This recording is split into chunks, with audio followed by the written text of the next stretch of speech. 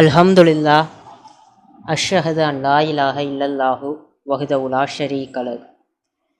அல்லாஹுவை தவிர வேறு தெய்வம் இல்லை என்று நான் சாட்சியம் பார்க்கின்றேன். அவர் தனித்தவர், எந்தவித தேவைகளும் மற்றவர், எல்லாம் வல்லவர்.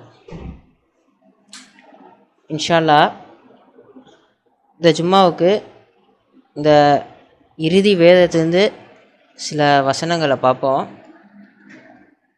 நம்ம போன வாரம் ஜும்மாவிலே பார்த்தோம், எல்லாம் வல்லவர் அப்படிப்பட்டவற்றிலிருந்து இந்த வேதம் இறக்கி அனுப்பப்பட்டிருக்குது. அந்த எல்லாம் வல்லவருங்கிறது எப்படிப்பட்ட ஒரு வார்த்தையாக இருக்குது, கடவுளுடைய தன்மை எப்படிப்பட்டதாக இருக்குங்கிறத பார்த்தோம். இன்னும் அதை சுருக்கமாக சொல்லணும்னா, எப்படி நம்ம இங்கே இந்த பூமியில் தற்போது நிலையாக இருக்கிறோமோ அதுக்கு காரணம் ஒரு பெருவெடிப்பு கோட்பாடு அப்படிங்கிற ஒரு சின்ன 2 அணுவை வெடிக்க செஞ்சு வந்தது தான் இவ்வளோ பெரிய விஷயமுமே. அதே மாதிரி தான் ஒவ்வொரு பொருட்களையுமே ஒரு ஒரு சின்ன சிந்தனையிலிருந்து நமக்கு ஒவ்வொன்றையுமே உருவாக்கி தருவார் அவர் தான். ஒரு பேனாவாக இருந்தாலும் சரி, ஒரு ஃபோனாக இருந்தாலும் சரி, இப்படி ஒவ்வொரு பொருட்களுடைய அறிவையுமே அவர் தான் கொண்டு இருக்கிறார். நம்மளுடைய சிந்தனையின்படி நான் இதை கண்டுபிடிச்சேன் அப்படின்னு சொல்கிறதுக்கு எந்த அடிப்படையும் இல்லை. அவர் தான் நமக்கு கொடுக்குறவர், அவர் தான் நமக்கு சிந்திக்க சொல்லித்தரவர், பகுத்தறிய சொல்லித்தரவர், ஒவ்வொன்றுமே கற்றுத்தரவர் அவர் தான். அதனால தான் சொல்கிறாரு, எவரேனும் கற்றுக்கொள்ள விரும்புகின்றீர்களா, இந்த குரானை பொறுத்த வரைக்கும் சொல்கிறார். கற்றுக்கொள்ள எளிதானதாக இக்குரானை ஆக்கியிலோம், எவரேனும் கற்றுக்கொள்ள விரும்புகின்றீர்களா. எல்லாத்துக்குமே நான் ரெடியாக தான் இருக்கிறேன், உங்களுக்கு சொல்லித்தரதுக்கு, உங்களுக்கு பாடம் புகட்டுறதுக்கு, உங்களுக்கு அனுபவத்தை கொடுக்கறதுக்கு, ஞானத்தை கொடுக்கறதுக்கு, எல்லாத்துக்குமே கடவுள் 100% தயாராக தான் இருக்கிறார். நீங்கள் அதை விரும்புகிறீங்களா? அதுதான் கடவுள் கேள்வியாக கேட்குறாரு. எவரேனும் கற்றுக்கொள்ள விரும்புகிறீர்களா? யாரும் இங்கே விரும்புறதில்லை. நமக்கே கையில் இப்படிப்பட்ட வேதத்தை வச்சுட்டு நம்மளே இதை குறித்து அலட்சிய போக்கோட தான் வாழ்ந்துட்டுருக்குறோம். பார்த்துக்கலான்னு தள்ளி போட்டுக்கிட்டே தான் இருக்கிறோம். 40 வயசை கடந்தவங்களும் சரி, 40 வயசுக்கு முன்னாடி உள்ளவங்களும் சரி, எல்லாருமே நம்ம அலட்சிய போக்கோட தான் இருக்கிறோம். அதனால தான் அவர் அந்த வசனம் திரும்ப திரும்ப கேட்குறாரு, ஒவ்வொரு அத்தாட்சியாக சொல்லிட்டு கேட்குறாரு, எவரேனும் கற்றுக்கொள்ள விரும்புகின்றீர்களான்னு திரும்ப திரும்ப கேட்டுக்கிட்டே இருப்பார். ஏன்னா நம்ம யாருமே நமக்கு ஒரு சில நேரம் மட்டும் கடவுளுக்காக ஒதுக்குறோம், அவ்வளோதான் நம்ம வாழ்க்கையில். அதுதான் ரசாத் தெளிவாக அடியுறுப்பில் சொல்கிறார், ஒரு நாளின் பெரும் பகுதி உங்களுடைய சிந்தனையை எது ஆக்கிரமிப்பு செஞ்சுருக்குதோ அதுதான் உங்களோட கடவுளாக இருக்குது. நம்ம 5 வேளை தொழுகிறோம், ஒரு குரான் கிளாஸ் அட்டன் பண்ணுறோம், அப்புறம் இந்த இந்த தொடர்பை விட்டு நீங்கிடுறோம். நோன்பு காலங்களில் நோன்பு வைக்கிறோம், கடைசி 10 நோன்புகள் இரவு முழுக்க இருக்கிறோம். ஆனால் கடவுள் என்ன சொல்கிறாரு, அவங்க அரிதாகவே இரவில் உறங்கக்கூடியவங்களாக இருக்கிறாங்க, தியானம் செய்யக்கூடியவங்களாக இருக்கிறாங்க, அதிகம் கடவுளை நினைவு கூறக்கூடியவங்களாக இருக்கிறாங்க. இதெல்லாம் அவங்களுடைய பண்புகளாக இருக்குது, நம்பிக்கையாளர்களின் பண்புகளாக இருக்குது. அவங்க விரக்தி அடைகிறதில்ல, அவங்க கவலை அடைகிறதில்ல, வீண் பேச்சு தவிர்த்து கொள்வாங்க. ரொம்ப ரொம்ப முக்கியமான கட்டளையாக சொல்கிறார். அது நமக்கு ரொம்ப முக்கியமானதாக இருக்குது. ஆனால் நம்ம இந்த குரானை விடுத்து நம்ம பேசுகிற மற்ற கடவுளை மறந்து பேசுகிறது எல்லாமே வீண் பேச்சாக தான் இருக்குது. உட்காந்து இன்னொருத்தனை கிண்டல் பண்ணி சிரிக்கிறது, இல்லை நம்ம படத்துக்கு போகிறது, ரொம்ப ஸ்ட்ரெஸ்ஸாக இருக்குது படத்துக்கு போவோம், இல்லை பார்க்கு போவோம், இல்லை ஊர் சுற்றுவோம், ரொம்ப அழுத்தமாக இருக்குது, நம்ம என்றைக்கும் குரான் எடுத்து வச்சு படிக்கிறதில்ல. ரொம்ப சோதனையாக இருக்குது, வாழ்க்கையே சோதனையாக இருக்குது, நம்ம யாரும் குரான் எடுக்கிறதில்ல.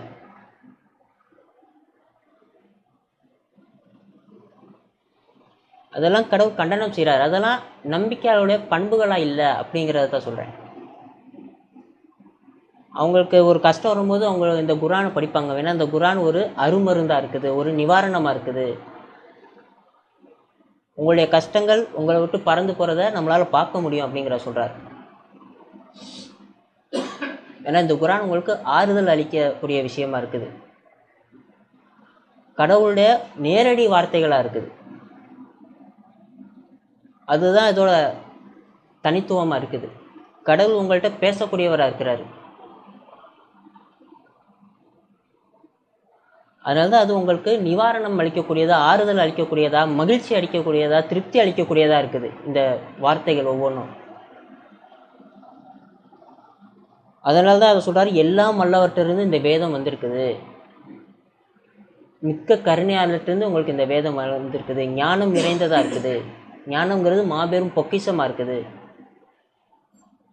ஞானத்தை அடைந்து விட்ட எவரும் ஒரு மாபெரும் பொக்கிஷத்தை அடைந்து விட்டார் அப்படிங்கிற சொல்கிறார். வேறு எதையுமே அவர் அப்படி சொல்லலை.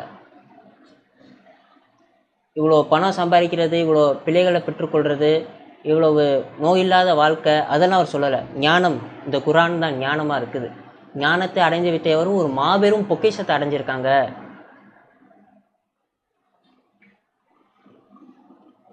இந்த மீண்டும் மீண்டும் அவர் சொல்கிறது என்னென்னா, இந்த குரானை பற்றி, அவருடைய வார்த்தைகள் உங்களுடைய ஆன்மாவை பற்றி தான் சொல்கிறார்.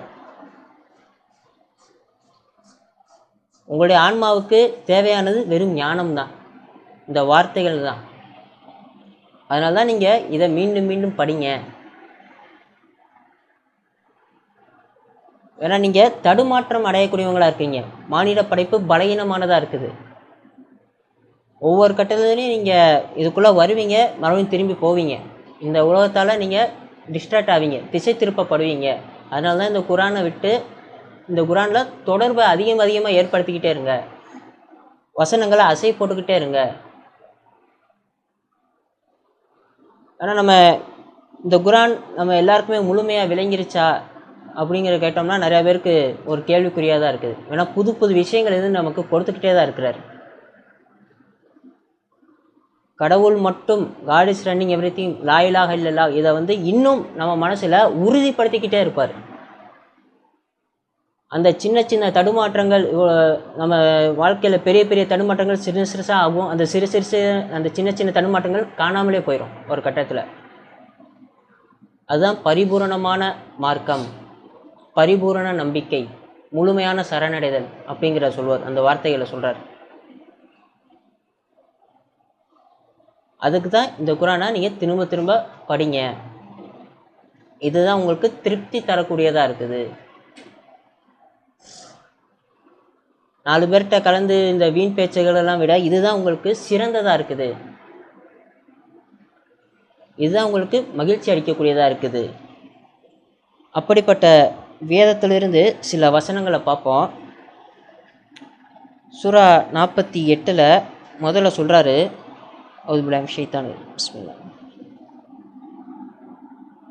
தூதரே, மகத்தானதொரு வெற்றியை நாம் உம்மீது அருளி இல்லோம். அதன் மூலம் உம்முடைய கடந்த கால பாவங்களையும் அவ்வண்ணமே எதிர்கால பாவங்களையும் கடவுள் மன்னிக்கின்றார். மேலும் உம்மீது தன்னுடைய ஆசீர்வாதங்களை பூரணப்படுத்துகின்றார். மேலும் நேரானதொரு பாதையில் உம்மை வழி நடத்துகின்றார். சொல்கிறாங்க, பாவங்களை மன்னிக்கிறேங்கிற சொல்கிறாரு. அது எப்படி சொல்கிறான்னா, உங்களுடைய கடந்த கால பாவங்களையும் அவ்வண்ணமே எதிர்கால பாவங்களையும் கடவுள் மன்னிக்கின்றார். எல்லா விதமான பாவங்களையும் மன்னிக்கிறேங்கிறார். உங்களுடைய கடந்த காலத்துலையும் சரி, நீங்கள் எதிர்காலத்தில் செய்ய போகிற பாவங்களையும் சரி, ஒவ்வொன்றையுமே கடவுள் மன்னிக்கிறேன் அப்படிங்கிற சொல்கிறார். மேலும் உம்மீது தன்னுடைய ஆசீர்வாதங்களை பூரணப்படுத்துகின்றார். மேலும் நேரானதொரு பாதையில் உம்மை வழி நடத்துகின்றார். இதுதான் வெற்றியாக இருக்குது. கடவுளுடைய கருணை உங்கள் மேலே வருது பார்த்தீங்களா, அதுதான் வெற்றி அப்படிங்கிற சொல்கிறார். கூடுதலாக ஆட்டம் காணாத ஒரு ஆதரவை கொண்டு கடவுள் உமக்கு ஆதரவளிப்பார். ஆட்டம் காணாத ஒரு ஆதரவு அப்படிங்கிற சொல்கிறார். அது எப்படிப்பட்டதாக இருக்குதுங்கிற பார்த்தோம்னா, மோசஸுடைய வாழ்க்கையில் பார்க்கலாம். 26:62 அந்த நேரத்தில் அந்த மோசஸ் அந்த விஷயத்தை வெளிப்படுத்துகிறார், அவருடைய நம்பிக்கையை வெளிப்படுத்துகிறார். 26:62, அதாவது ஃபேரோவுடைய படைகள் அவங்கள துரத்துக்கிட்டு வராங்க. அப்போ சொல்கிறார், 61 62 வாசிக்கிறேன். இரு கூட்டத்தாரும் ஒருவர் மற்றவரை பார்த்தபோது மோசஸின் சமூகத்தினர் கூறினர், நாம் பிடிபட்டு விடுவோம். அவர் கூறினார், வாய்ப்பே இல்லை, என் இரட்சகர் என்னுடன் இருக்கின்றார், அவர் என்னை வழி நடத்துவார். சொல்கிறாங்க, எல்லாருமே என்ன நினைக்கிறாங்க, அவங்க கூட இருந்தவங்க எல்லாருமே என்ன நினைக்கிறாங்கன்னா, நம்ம அவ்வளோதான், நம்ம முடிஞ்சிட்டோம். ஆனால் அப்போ மோசஸ் என்ன சொல்கிறாருன்னா, வாய்ப்பே இல்லை, என் இரட்சகர் என்னுடன் இருக்கின்றார், அவர் என்னை வழி நடத்துவார். இந்த மாதிரியான ஒரு ஆதரவை கடவுள் உங்களுக்கு தரேங்கிறார். அதுதான் ஆட்டம் காணாத ஒரு ஆதரவை கொண்டு கடவுள் உங்களுக்கு ஆதரவளிப்பார். இந்த உலகமே நம்ம எதிரில் நின்றாலுமே அவங்க அப்போ பயப்பட மாட்டாங்க, பதற்றம் அடைய மாட்டாங்க. ஏன்னா நம்ம கூட கடவுள் இருக்கும்போது நம்ம எதுக்காக பயப்படணும்? அந்த அளவுக்கு ஒரு நம்பிக்கை இருந்தால் தான் இந்த விஷயங்கள் எல்லாம் நம்ம வாயிலிருந்தே வரும். சுற்றி எல்லாருமே நம்மளை கொல்றதுக்கு நிற்கிறாங்க, ஆனாலும் அவர் பயப்படாமல், வாய்ப்பே இல்லை, கடவுளனே கைவிட மாட்டார் அப்படிங்கிற அந்த வார்த்தையை சொல்லக்கூடியவங்களாக இருக்கிறார். அதுதான் நம்பிக்கை. அதுதான் நம்பிக்கையாளுடைய மறுமொழியாக இருக்குது. அவங்க அந்த இடத்துல அவர் தடுமாற்றம் அடையலை, பதற்றம் அடையலை. கடவுள் மேலே தான் பொறுப்பை வைக்கிறார். கடவுள் என்னை பார்த்துக்குருவார், அவ்வளோதான். கடவுள் என்னை காப்பாற்றிடுவார். அந்த மாதிரியான ஒரு நம்பிக்கை தான் நம்பிக்கையாளர் ஒவ்வொருத்தருமே கொண்டிருப்பாங்க. அதனால தான் அவங்கள எந்த விஷயங்களும் பாதிக்காது அப்படிங்கிறத நம்ம சொல்கிறோம். அவங்க அச்சம் கொள்ள எதுவும் இல்லை, அன்றி அவர்கள் துக்கப்பட மாட்டார்கள். அவங்க அடைந்த எந்த ஒன்றிற்காகவும் அவங்க கர்வம் கொள்ள மாட்டாங்க, இழந்த எந்த ஒன்றிற்காகவும் அவங்க துக்கப்பட மாட்டாங்க. இந்த விஷயங்கள் எல்லாத்துடைய வெளிப்பாடு தான் அவங்களுடைய வார்த்தைகளாக வரும். கடவுள் நம்மளை கைவிட மாட்டார், கடவுள் நம்ம கூடவே இருக்கார் அப்படிங்கிற அந்த சிந்தனையில் அந்த விஷயம் ஓடிக்கிட்டே இருந்தால் தான் இந்த வார்த்தைகள்லாம் வெளியே வரும். அவர்தான் நம்பிக்கையாளர்களின் இதயங்களில் அவருடைய விசுவாசத்துடன் கூடுதலாக மேலும் விசுவாசத்தை அதிகரிப்பதற்காக மன திருப்தியை அமைத்தவர். வானங்களிலும் பூமியிலும் உள்ள அனைத்து பட்டாளங்களும் கடவுளுக்கே உரியவை. கடவுள் எல்லாம் அறிந்தவர், ஞானம் மிகுந்தவர். சொல்கிறாங்க, விசுவாசத்துடன் கூடுதலாக மேலும் விசுவாசத்தை அதிகரிப்பதற்காக மன திருப்தியை அமைத்தவர். நம்பிக்கையாளர்களின் இதயங்களில், அதுதான் குறிப்பிட்டு சொல்கிறாரு. அந்த மன திருப்திங்கிறது யாருக்கு கொடுக்குறேங்கிறது நம்பிக்கையாளர்களின் இதயங்களில், விசுவாசத்துடன் கூடுதலான விசுவாசத்தை அடைகிறதுக்காக. அதனால தான் அதை தான் ஃபஸ்ட்டு சொன்னேன், இந்த வேதத்தை நம்ம திரும்ப திரும்ப படிக்கிறதுக்கான விஷயமே அதுதான். உங்களுடைய தடுமாற்றங்கள் குறையும், உங்களுடைய விசுவாசங்கள் அதிகரிக்கும், உங்களுடைய பயபக்தி அதிகரிக்கும், உங்களுடைய உறுதிப்பாடு அதிகரிக்கும், உங்களுடைய விடாமுயற்சி அதிகரிக்கும். இந்த மாதிரி நம்பிக்கையாளர்களை குறித்து அவர் என்னென்ன சொல்கிறாரோ அது ஒவ்வொன்றும் 0ல் ஆரம்பித்து மேக்சிமம் போய் நிற்கும். நீங்கள் எந்த அளவுக்கு தொடர்பில் இருக்கிறீங்களோ இந்த வேதத்தோட, அதுதான் உங்களுக்கு மன திருப்தியாக கடவுள் ஆசீர்வதிக்கிறார். இன்னொரு வசனத்தோட சொல்லுவார், பயம் இருந்த இடத்தில் அமைதியும் பாதுகாப்பும் மாற்றி அமைப்போம் அப்படிங்கிற சொல்கிறாரு. இப்படி ஒவ்வொன்றுமே ஒவ்வொரு எதிர்மறையான பண்புகளுமே உங்களுக்கு பாசிட்டிவாக மாற்றப்படும். பயம் இருந்த இடத்துல அமைதியும் பாதுகாப்பும். ஃபஸ்ட்டு இன்னொரு இடத்துல சொல்லுவார், நீங்கள் பயப்படுறதா இருந்தால் கடவுளுக்கே பயப்படுங்க அப்படிங்கிற சொல்லுவார். அதெல்லாம் ஆரம்ப கட்டத்தில் வர்றது தான். அந்த பயம் உங்களுடைய நம்பிக்கைகள் அதிகரிக்க அதிகரிக்க அந்த பயம் ஒவ்வொன்றுமே அமைதியானதாக இருக்கும் உங்கள் மனசு. அதனால்தான் ஆபிரகாமை சொல்லும் போது ஆபிரகாமை தன்னுடைய நண்பராக தேர்ந்தெடுத்துக்கிட்டேங்கிறார். அப்போ அவருடைய இதயத்தில் எந்த அளவுக்கு அவர் மாற்றி அமைச்சிருப்பார், எந்த அளவுக்கு அவருக்கு பயபக்தியை மன திருப்தியை கொடுத்துருப்பார். அவர் என்னுடைய ஃப்ரெண்டு மாதிரி இருக்கிறாரு அப்படிங்கிற சொல்கிறதுக்கு.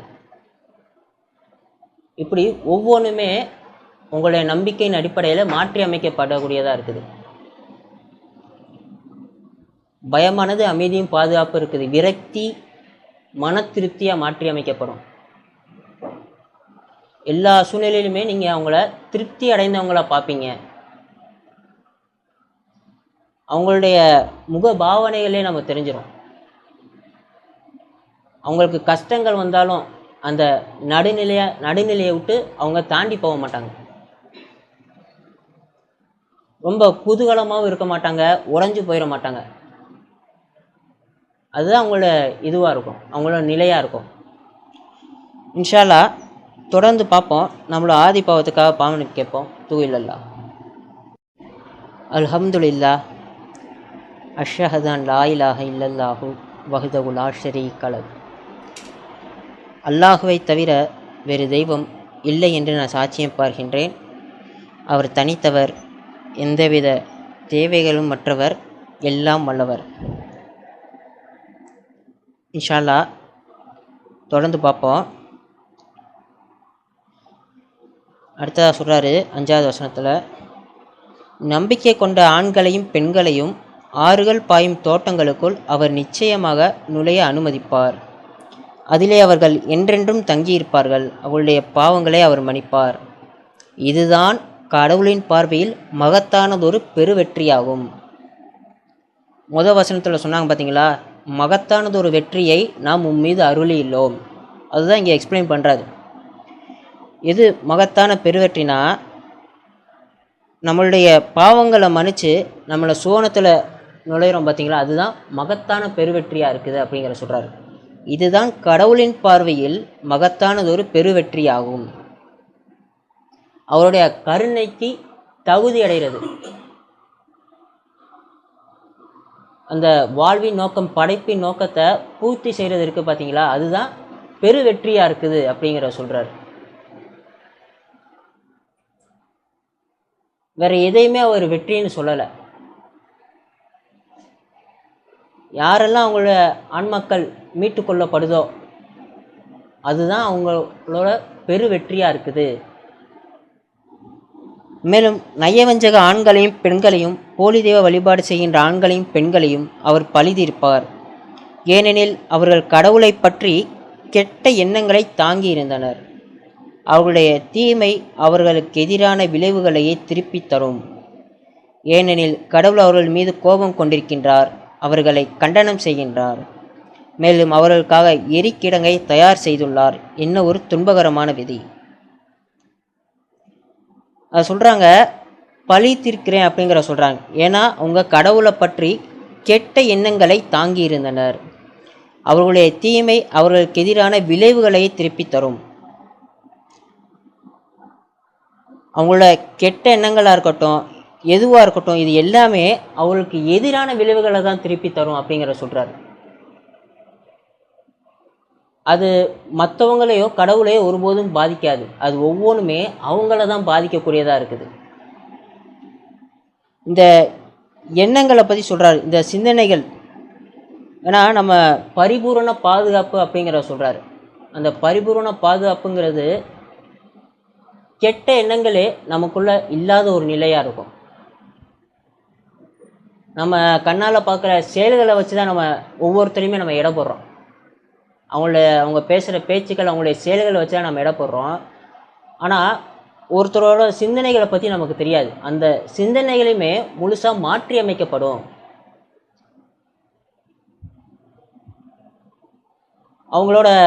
அவங்க தொழுவக்கூடியவங்களாக இருப்பாங்க, நோன்பு வைக்கக்கூடியவங்களாக இருப்பாங்க. அவங்கள பார்க்கும்போது இவர் ரொம்ப நல்லவராக தெரிவார். ஆனால் அவங்களோட உள்ளார்ந்த எண்ணங்கள் கடவுளுக்கு தான் தெரியும். அப்படிப்பட்ட உள்ளார்ந்த எண்ணங்களும் கடவுளை சார்ந்ததான் மாற்றி அமைக்கப்படும். அப்படி மாற்றி அமைக்கப்பட்டால் தான் உங்களுக்கு மன திருப்தி அப்படிங்கிறதே இருக்கும். ஏன்னா நம்ம பார்க்குறோம், பாரம்பரிய முஸ்லீம்கள் எல்லாருமே தொழுவக்கூடியவங்க, அவங்களுக்கான அந்த மன திருப்திங்கிறது இருக்காது. அவங்க தொழுவாங்க, நோன்பு வைப்பாங்க, ஜக்காத் கொடுப்பாங்க, ஹஜ் செய்வாங்க. ஆனால் திருப்தி அப்படிங்கிறது அவங்களுக்கு இருக்காது. அந்த திருப்திங்க எப்போ வரும்னா, உங்களுடைய உள்ளார்ந்த எண்ணங்களுமே கடவுளை நேசிக்கக்கூடியதாக இருக்கும்போது தான் அந்த திருப்திங்கிறது வரும். அப்போ அந்த உள்ளார்ந்த எண்ணங்கள் மாறும்போது தான் உங்களுடைய செயல்கள் எல்லாமே பூரணமானதாக இருக்கும், கடவுளுக்காக அப்படிங்கிற அந்த விஷயமா இருக்கும். அவங்க கடவுளுக்காக தர்மம் கொடுக்கக்கூடியவங்களாக இருப்பாங்க. அதுதான் அந்த செயல்கள் கடவுளுக்காக எப்போ மாறும்னா, உங்களுடைய சிந்தனைகள் அதிகம் அதிகம் கடவுளை குறித்து தேடக்கூடியதாக இருக்கணும், கடவுளை நேசிக்கக்கூடியதாக இருக்கணும். அப்போ தான் உங்களுடைய செயல்கள் அதுக்கேற்ற மாதிரி மாறும். அது வரைக்கும் நம்ம தடுமாற்றத்திலே தான் இருப்போம். அந்த மாதிரி நம்மளுடைய மனசு எதுவும் மாறலைன்னா, உள்ளக்க நம்ம வேறு ஒன்று நம்ம மறுத்தலையோ இல்லை நயவஞ்சகத்தையோ இல்லை சந்தேகத்தையோ கொண்டிருந்தாலுமே அது வெறும் செயல்கள், வீணான ஒரு செயலாக தான் இருக்கும். காட்டிக்கொள்வதற்காக அவங்க தர்மம் செய்கிறாங்க, அவங்க சோம்பலோட தொடர்பு தொழுகையில் நிற்கிறாங்க. அதனால தான் இங்கே சொல்கிறாரு, அவர்கள் கடவுளை பற்றி கெட்ட எண்ணங்களை தாங்கி இருந்தனர். அப்படிப்பட்டவங்களுக்கு திருப்திங்கிறதே அவங்க வாழ்க்கையில் இருக்காது. உங்களுடைய உள்ளார்ந்த எண்ணங்கள் கெட்டதாக இருக்கும்போது அவங்களுக்கு திருப்திங்கிறதே இருக்காது, வெறும் தற்காலிக மகிழ்ச்சி.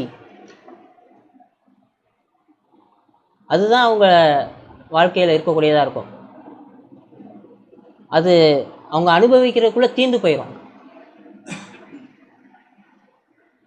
அவங்க வேற வேற வேறன்னு தேடிக்கிட்டே தான் இருப்பாங்க. நிம்மதியின்மை, அதை தான் சொல்கிறாரு.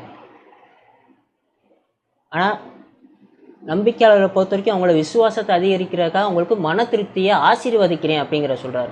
நம்பிக்கையாளர்களின் இதயங்களில். அதனால தான் நம்ம செயல்களை வச்சு, அதனால தான் நம்ம யாரையுமே இவர் நம்ப மறுப்பவர், இவர் நயவஞ்சகன் நம்ம யாரையுமே டிக்ளேர் பண்ண முடியாது, தீர்ப்பு சொல்ல முடியாது. உங்களால் அடையாளம் காண முடியும்னு தான் சொல்லுவார். ஆனால் அவங்க இப்படிப்பட்டவங்க அப்படின்னு உங்களால் தீர்ப்பு சொல்ல முடியாது. அந்த தீர்ப்பு கடவுளுக்கு மட்டுமே உரித்தானது. ஆனால் உள்ளார்ந்த எண்ணங்களை அறிந்தவராக அவர் இருக்கிறார். ஒவ்வொருத்தருடைய உள்ளார்ந்த எண்ணங்களுமே அவங்களுக்கும் கடவுளுக்கும் மட்டும்தான். இவங்க இந்த மாதிரி, இவர் இந்த மாதிரி நம்ம யாரையும் தீர்ப்பு சொல்ல முடியாது. வானங்களிலும் பூமியிலும் உள்ள அனைத்து படைகளும் கடவுளுக்குரியவை. கடவுள் எல்லாம் வல்லவர், ஞானம் மிகுந்தவர். ஒரு சாட்சியாக, ஒரு நற்செய்தி சுமப்பவராக, ஒரு எச்சரிப்பவராக உம்மை நாம் அனுப்பியுள்ளோம். அதன் மூலம் மக்களாகிய நீங்கள் கடவுள் மற்றும் அவருடைய தூதர் மீது நம்பிக்கை கொண்டு, மேலும் அவருடைய பக்தி கொண்டு, மேலும் அவருடைய கட்டளைகளை கடைப்பிடித்து, மேலும் இரவும் பகலும் அவரை துதிக்கும் பொருட்டு சொல்கிறாங்க. தூதரை பற்றி தான் சொல்கிறாரு. ஒரு சாட்சியாக, ஒரு நற்செய்தி சுமப்பவராக, மேலும் ஒரு எச்சரிப்பவராக. நம்ம போன பயான்லையும் பார்த்தோம், இந்த குர்ஆனானது நம்பிக்கையாளர்களுக்கு நற்செய்தியாகவும் மற்ற மக்களுக்கு ஒரு எச்சரிக்கையாகவும் இருக்குது. அதை தான் இங்கே சொல்கிறாரு, ஒரு நற்செய்தி சுமப்பவராக, ஒரு எச்சரிப்பவராக. அந்த ரெண்டு விஷயத்தை தான் இந்த குர்ஆன் கொண்டு இருக்குது. நம்பிக்கையாளர்களை பொறுத்த வரைக்கும் நம்பிக்கையை மேலும் மேலும் அதிகரிக்கக்கூடியதாக இருக்குது. அடுத்ததாக சொல்கிறாரு, கடவுளின் தூதருக்கு நீங்கள் ஆதரவு அளிக்க வேண்டும். உபத்தலைப்பு, நிச்சயமாக உம்மிடம் விசுவாசம் கொள்வதாக வாக்குறுதி அளிப்பவர்கள் கடவுளிடமே விசுவாசம் கொள்வதாக வாக்குறுதி அளிக்கின்றனர். கடவுள் அவருடைய வாக்குறுதியை அங்கீகரிக்கின்றார். அவர்களுடைய கரங்களுக்கு மேலே அவர் தன் கரத்தை வைக்கின்றார். இத்தகையதொரு வாக்குறுதியை மீறுபவர்கள் தங்களுக்கே கேடாகத்தான் அம்மீறுதலை புரிகின்றனர். கடவுள் உடனான தங்களுடைய வாக்குறுதியை நிறைவேற்றுபவர்களை பொறுத்தவரை மகத்தானதொரு பிரதிபலனை அவர்களுக்கு அவர் வழங்குவார். சொல்கிறாங்க, தூதர்களுக்கு நீங்கள் ஆதரவு அளிக்கணும். தூதர்கள்ட்ட நீங்கள் வாக்குறுதி அளிக்கிறது கடவுளிடமே வாக்குறுதி அளிக்கிறதா தான் சொல்கிறார். தூதர், மெசஞ்சர் அப்படிங்கிறவர் ஒரு மீடியமாக இருக்கிறாரு. கடவுளுக்கும் நமக்கும் இடையில ஒரு மீடியமாக இருக்கிறாரு. அந்த விஷயங்கள் தான் இப்போ இந்த காலம் வரைக்கும் வழி வழியாக வருது. அது எப்படின்னா சிதைக்கப்பட்டு வருது. தூதர் கடவுளுடைய வார்த்தைகளை நம்மகிட்ட சேர்ப்பிக்கிறார். அதே மாதிரி நீங்கள் மற்ற மதத்தில் பார்க்கும்போது ஒரு சில பண்டிகை நாடுகளெல்லாம் அவங்க மேலே சாமி இறங்கி அவங்க குறி சொல்லுவாங்க, அவங்க அருள் சொல்லுவாங்க. இது எல்லாமே எங்கிருந்து வருதுன்னா இதை அடிப்படையாக வச்சு தான் வருது. அதனால தான் குர்ஆன் தெளிவாக சொல்லுது, மற்ற இடங்கள்லாம் தெளிவாக சொல்லுது, தூதர்களும் மானிடர்களே, அவங்களுக்கு எந்த சக்தியும் இல்லை, அவங்களும் தவறு இழைக்கக்கூடியவங்க தான், அவங்களும் உங்களை போன்றவங்க தான், அவங்களும் தடுமாற்றம் அடையக்கூடியவங்களாக தான் இருக்கிறாங்க. அதனால தான் தூதருடைய வாழ்க்கையும் சேர்த்து எல்லாத்தையும் சொல்லுது, அவங்க செஞ்ச தப்பு எல்லாத்தையுமே சேர்த்து சொல்லுது. அவங்க வெறும் ஒரு மீடியமாக தான் இருக்கிறாங்க. இப்போ நடக்கிற எல்லா போலி தெய்வ வழிபாட்டு எல்லா வழிபாட்டு அனுஷ்டானங்களும் எல்லாமே இந்த குர்ஆன்ல இருந்து வந்தது தான், இந்த குர்ஆனில் சொல்லப்பட்டிருக்க விஷயங்கள்ல இருந்து வந்தது தான். அது எல்லாமே மக்கள் அவங்கள உருவாக்கி கொண்டது, அவங்களுடைய அகந்தையினால. விஷயங்களை விட்டுட்டு நபர்களை பார்க்கறது, அதை தான் கடவுள் கண்டனம் செய்கிறாரு. நம்ம எல்லாருமே நபர்களை தான் பார்க்குறோம், அவருடைய வெளி தோற்றத்தை வச்சு பார்க்குறோம், அவருடைய மொழியை பார்க்குறோம், அவருடைய இனத்தை பார்க்குறோம். இதே மாதிரி ஒவ்வொன்றுமே ஒவ்வொரு பிரிவுகளாகி இவ்வளவு நம்மளை சுற்றி இவ்வளவு கடவுளை வழிபடுற கூட்டம் இருக்குது. கடவுளை விடுத்து மற்றொன்று போலி தெய்வங்களை வழிபடுற கூட்டம் இருக்குது. அதனால தான் கேட்குறாரு, நீங்கள் வழிபடுற அவங்க ஒரு ஈயையாச்சும் படைச்சிருக்காங்களா? எந்த சக்தியும் இல்லாத ஒன்று அவங்க வழிபடுறாங்க. ஆனால் அடிப்படை என்னென்னா இதுலேருந்து வந்ததாக தான் இருக்குது, இதுலேருந்து பிரிஞ்சு போனதாக தான் இருக்குது எல்லாம். அவங்க பகுதியை ஏற்றுக்கொண்டு பகுதியை எதிர்க்கிறவங்களா இருக்கிறாங்க. இதுதான் மக்களுடைய அகந்தையோட விளைவாக இருக்குது. நம்பிக்கையாளர்களை பொறுத்த வரைக்கும் அவர் கேட்குறாரு, இந்த குர்ஆனை எவரையும் கற்றுக்கொள்ள விரும்புகின்றீர்களான்னு. அதனால தான் அந்த கேள்வியை அவர் கேட்டுக்கிட்டே இருக்கிறாரு. யாரும் இங்கே விரும்புறதில்லை. அந்த விருப்பமின்மை பல தெய்வ கோட்பாட்டுக்குள்ளே கூட்டிகிட்டு போவோம், அவங்கள அகந்தையை கூட்டிகிட்டு போவோம், இல்லை வெவ்வேறு தெய்வங்களை உருவாக்கி கொள்ளும். ஆனால் நம்பிக்கையாளர்களை பொறுத்த வரைக்கும் அவங்க கடவுளும் அதிகமாக விரும்பக்கூடியவங்களாக இருக்கிறாங்க. அப்படிப்பட்டவங்களுக்கு இந்த குர்ஆன் தெளிவானதாக இருக்கும், எந்த ஒன்றும் விட்டுவிடப்படாமல் இருக்கும், முழுமையான கருத்துக்களை வழங்கக்கூடியதாக, முழுமையான விவரங்களை வழங்கக்கூடியதாக இருக்குதுங்கிற சொல்கிறார்.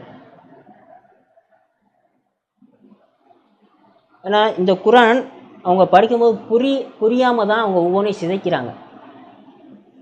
இது என்ன சொல்ல வருது, இந்த வசனம் என்ன சொல்லுது புரியலையா, அவங்களுக்கு என்ன புரியுதோ அதை அந்த வசனமாக ஆக்கியிருக்கிறாங்க. அவங்களுக்கு என்னெல்லாம் தெரியுமோ அதை வேதம் ஆக்கி வச்சுருக்காங்க. கடவுளுடைய வார்த்தைகளை சிதைக்கிறது. அப்படி தான் ஒவ்வொரு வழிபாட்டு அனுஷ்டானங்களையும் சிதைச்சு வச்சுருக்காங்க. அதுக்கு தான் கடவுள் சொல்கிறாரு, உங்களுடைய பொறுப்பை நீங்கள் கடவுள் மேலே வைங்க, ஒவ்வொன்றுத்துக்குமே ஒவ்வொரு காலம் இருக்குது வெளிப்படுறதுக்கு, நீங்கள் பொறுமையாக இருங்க. அதுதான் நம்பிக்கையுடைய நிலையாக இருக்குது. அவங்க எதுக்கும் அவசரப்பட மாட்டாங்க. இன்ஷா அல்லாஹ் நம்மளையும் நம்மளுடைய விசுவாசத்தை அதிகப்படுத்துறதுக்காக கடவுள்கிட்ட பிரார்த்தனை செய்வோம், மன திருப்தியை கொடுக்கறதுக்கு அவர்கிட்ட பிரார்த்தனை செய்வோம், நம்பிக்கையாளர் முன்னணியில் வைக்க பிரார்த்தனை செய்வோம். இதை முடிச்சுக்கிறேன். தொடர்பு துறைக்கு ஆயத்தமாகவும் அக்கிமுஷலாத்.